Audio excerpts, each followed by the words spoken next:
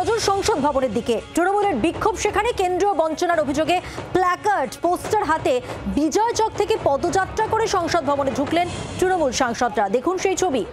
সংসদ ভবন, শীতকালীন অধিবেশন চলছে এবং তার মাঝেই কেন্দ্রীয় বঞ্চনার অভিযোগে পদযাত্রা করে বিজয় চক থেকে সংসদ ভবনে ঢুকলেন তৃণমূল সাংসদরা।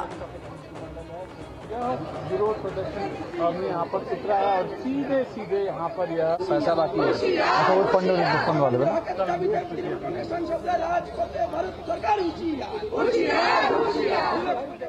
রাজীব চক্রবর্তী প্রতিনিধি রয়েছেন টেলিফোন লাইনে। রাজীব, সংসদ ভবনে তৃণমূলের বিক্ষোভ, কি দাবি জানাচ্ছেন মূলত?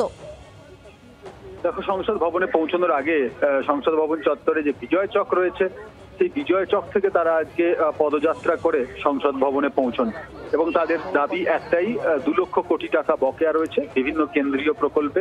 100 দিনের কাজ, আবাস যোজনা, জল জীবন মিশন সহ একাধিক কেন্দ্রীয় প্রকল্পে বরাদ্দ টাকা বকেয়া রয়েছে রাজ্যের প্রাপ্য 2 লক্ষ কোটি টাকা।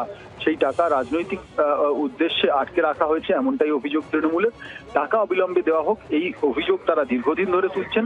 গতকালও তারা সংসদ চত্বরে গান্ধী মূর্তির পাদদেশে বিক্ষোভ দেখিয়েছেন। আজকেও তারা বিজয় চক থেকে পদযাত্রা করে সংসদ ভবনে পৌঁছন। হাতে পোস্টার, প্ল্যাকার্ড এবং ব্যানার নিয়ে তারা সংসদ ভবনে পৌঁছন এবং রীতিমতো নিরাপত্তা রক্ষীদের হিমশিম খেতে হয় সামাল দিতে।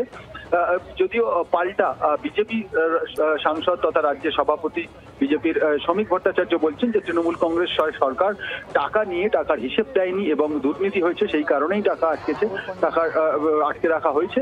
এক্ষেত্রে তৃণমূল কংগ্রেসের একটা অভ্যাস, সরকারের অভ্যাস হিসেব না দেওয়া। এই নিয়ে কিন্তু বিতর্ক আমরা দীর্ঘদিন ধরেই শুনছি। রাজ্যের বকেয়া একদিকে তৃণমূল কংগ্রেস দাবি করছে, অন্যদিকে বিজেপির দাবি হিসেব দিতে হবে। এই নিয়ে বিতর্ক যখন রাজ্যে চলেছে, সেই বিতর্ক দিল্লিতে পৌঁছেছে এবং একেবারে সংসদ ভবন পর্যন্ত পৌঁছে গেছে। আজকেও সেই ছবি দেখা গেল। ধন্যবাদ রাজীব।